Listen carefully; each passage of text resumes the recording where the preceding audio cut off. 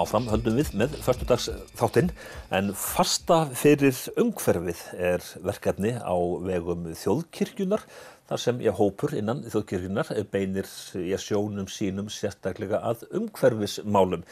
Sindri, þetta hvað 40 daga átak og þetta tengist á páskunum eða ekki? Jú, þetta sem sagt, við erum hópur sem erum búin að vera að tala saman í 2 ár það að þjóðkirkjan þurfi að vera svolítið umhverfisvænni, bara í starfi og í boðun og við byrjum að vinna svona að þessu verkefni fyrir 4-5 mánuðum síðan og erum núna komið með bara dagatal til að fylgja á páskaföstunni í þessa 40 daga.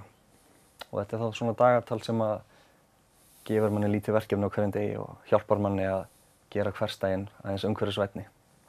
En hvernig stendur á þessu? Þú í þínu guðfræðinámi varstu þá eitthvað svona sérstaklega að hugsa siðfræði og umhverfismál? Já, ég vinn í raun lokaverkefni mitt í guðfræði svona tengipunkta siðfræði og guðfræði og umhverfisverndar. Og svona skoðaði aðeins það hvað kirkjur hafa gert í umhverfismálum og sérstaklega hvað kirkjan á Íslandi gæti tekið til fyrirmyndar utan úr heimi. Svona hvernig hún gæti verið svona virkari rödd í umræðinu það hvernig hún komið fram við plánetuna okkar. En kristnifræði, hefur hún eitthvað að gera með hvernig við göngum jörðina almennt? Já, það er alveg hægt að telja fram alls konar siðferðisleg rök og svona trúarleg rök og ég einhvern veginn alltaf hrifnastur að því að það bara strax í fyrstu Mósebók talað til manneskjunnar og sagt að nú ertu komin í garðinn og þú átt að yrkja hann og gæta hans. Þannig að það bara strax á fyrstu blaðsíðunum þá fáum við það hlutverk að við eigum að gæta náttúrunnar. Og það talar allavega nokkuð sterkt til svona margs kristins fólk sem að vinna að umhverfisvernd að þetta bara hluti af okkar svona lífshlutverki að gæta að jörðinni. En svona þegar þú horfir glóbalt á þetta, þetta mismunandi eftir álfum hvernig kirkjur taka á umhverfismálum? Já, ég sá það bara þegar ég var að vinna meistaraverkefnið mitt að til dæmis í þeim löndum þar sem að loftslagsbreytingar hafa mikil áhrif, svona suðurhveli jarðar, þá hafa kirkjur verið mjög svona praktískar, þær hafa tekið til verka. Eins og hefur lúterska kirkjan á Indlandi unnið rosalega flott verkefni með bændum sem að ganga gegnum þurrka og svona, bara hjálpa þeim að ná uppskerunni aftur. Og í Zimbabwe, þar sem að svolítið hröð eyðing skóga, þá hafa kirkjur og þetta reyndar svona fjöltrúarlegt, múslimar líka og hafa tekið höndum saman og í fjöldamörg ár, þá hittast þau 1 dag á ári og þau planta 1 milljón trjám. Og þetta eru svona praktíski hlutir. Hérna í Evrópu höfum við meira verið í því að tala og fræða og svona fjalla en þetta að færast í það átt að við sem að taka til verka hérna líka. En hvers vegna þið með þetta á föstunni? Jesú, hann fastaði í 40 daga? Já, þetta svona, fastan hefur í gegnum söguna verið notuð sem tími til þess að líta þess inn á við eitthvað sem ég get gert betur í mínu lífi. Og það eru kannski svona 20 ár síðan að kirkjur byrjuðu þá markvisst að nota föstuna til þess að horfa á hvað eitthvað sem ég get gert betur í samskiptum mínum við náttúruna. Og þá að nota þessa 40 daga til þess að hugsa eins svona, gæti ég dregið úr plastnotkun, gæti ég gengið meira eða dregið úr kjötneyslu eða bara eitthvað sem ég í mínu lífi get gert til að bara ganga meiri virðingu jörðina. Og föstunni þá svona, þetta svolítið gamalt hugafar, en þetta samt alveg, þetta hefur gildi ennþá að maður iðrast og maður sýnir yfirbót.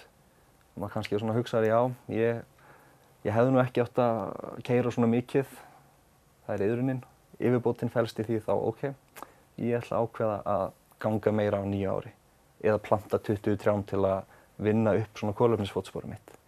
Þannig við erum að taka þessu gömlu hugsun kristnu hefðarinnar og nýta hana í því að ganga betur jörðina. En trúararfurinn í gegnum tíðina, hefur hann skilað þá til dæmis þjóðkirkjunni einhverjum árangri í hvað þetta var allt saman?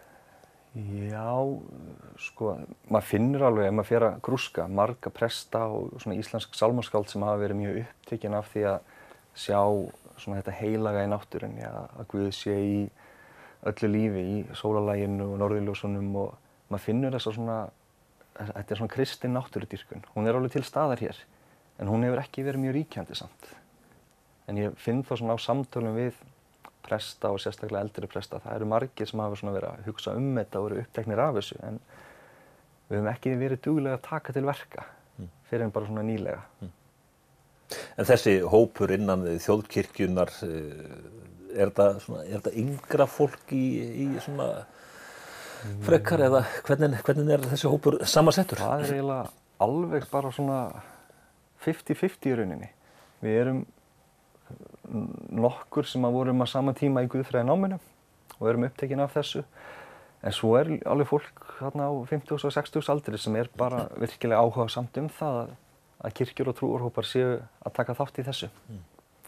En svona að kirkjan til dæmis taki afstöðu, norska kirkjan, hún ekkert hrifin af sem verið að bora olíu.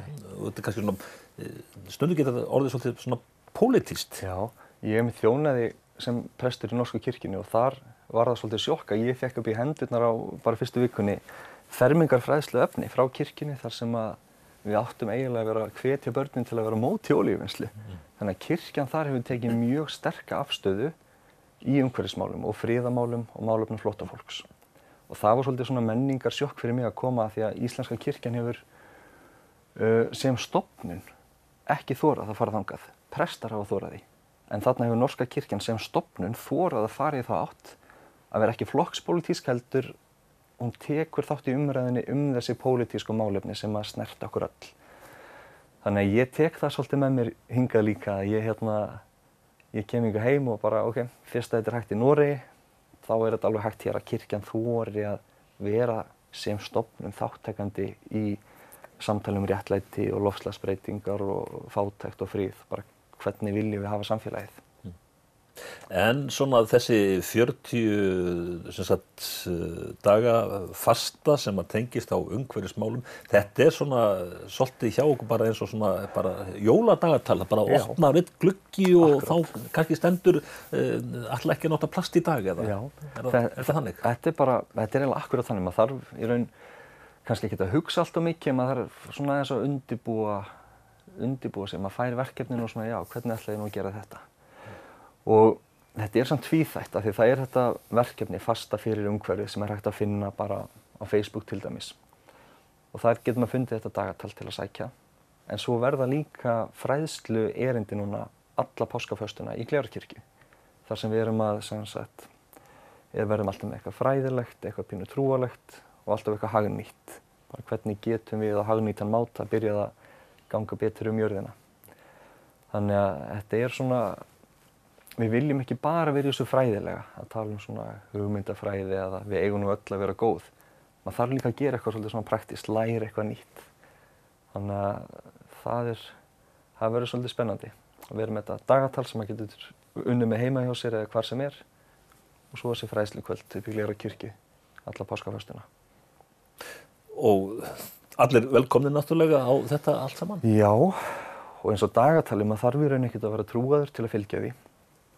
En verkefni hvers dags þá fylgir alltaf lítið íhugunarvers. Af því að við lítum svo á að það að breytum venjur og svona, þetta ekki bara eitthvað sem maður ákveður að gera. Maður massar þetta ekki, maður ekki að fara að rústa þessu verkefni. Maður þarf aðeins að taka þessu með ró og svona aðeins að líta inn á við, allan með suma þessa hluti. Bara íhuga það, hvernig vil ég ganga hvernig vil ég skilja jörðina eftir fyrir næstu kynslóðir. Hvaða móttökur hafið þið fengið innan þjóðkirkjuna þessi hópur? Við höfum fengið alveg bara frábærar viðtökur. Þessu tekið mjög vel alveg að ofan og niður í söfnuði Þannig að ég bara ansi spenntur fyrir þessu. Og þetta svona sjálfboðaverkefni sem við unnum, þannig að það bara gaman að sjá að það er að skila sér bara vel strax. En það sem sagt fasta fyrir umhverfið sem að fara í gang og svo þessi fræðslukvöld í Glerárkirkju. Sindri Geir, bara þakka þér fyrir og bara gangi ykkur vel með þetta alls saman. Takk fyrir það.